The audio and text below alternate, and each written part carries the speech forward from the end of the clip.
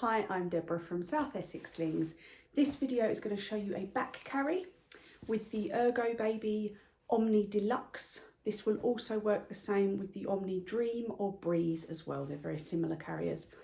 So first things first, we need to make sure that your baby is old enough to be on your back. This is going to be around 6 months of age at a minimum.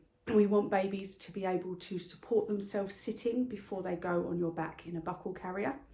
So you want to make sure they're old enough, and then make sure your carrier is set up correctly. So this neck flap at the top of the carrier will be folded onto the outside of the carrier.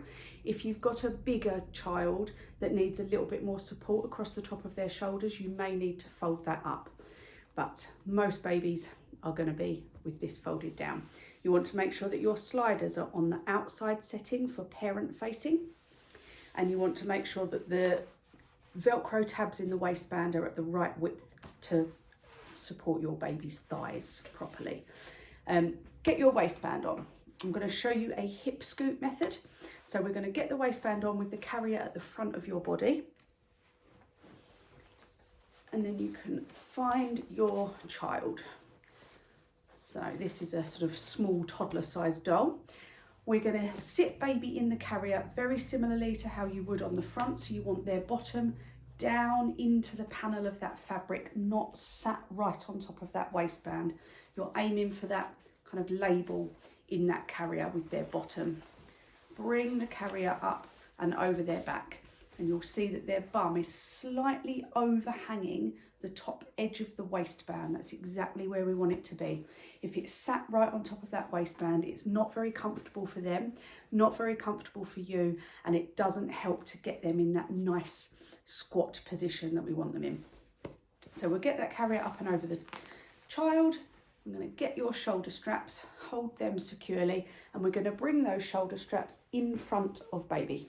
If your child likes their arms out, you can bring these under their armpits, but actually with the Ergo and other carriers that offer forward facing, the straps are quite narrow and close to baby's face, so there's actually not a lot of room for arms out with these ones.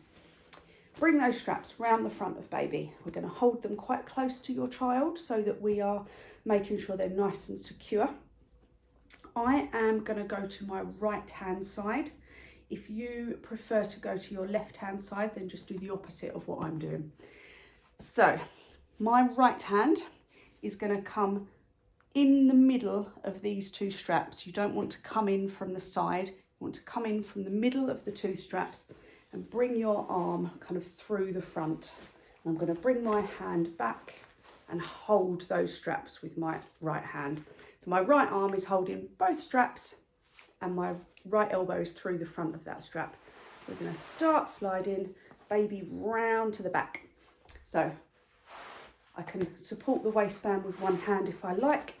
Get that baby onto your back. You want to make sure that their body's nice and central on your back. You've got your right arm already in the strap. We need to reach for the other one. We're going to bring it round. All the while I'm kind of holding those straps taut to keep baby against my body. I can just tuck that one under that arm. I'm going to keep hold of this other strap until I have my arm inside it.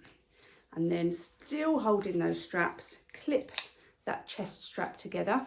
And this does move up and down this webbing, so you can move that to a height that you're happy with.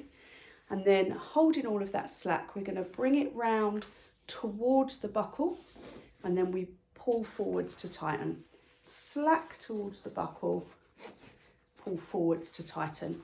This makes sure that all of that slack is gone from that carrier and you're tightening it appropriately and not squashing baby's body against yours. If you want baby a bit higher, you move where the waistband goes. So if you want baby a bit higher, you can bring that waistband up your body a bit more.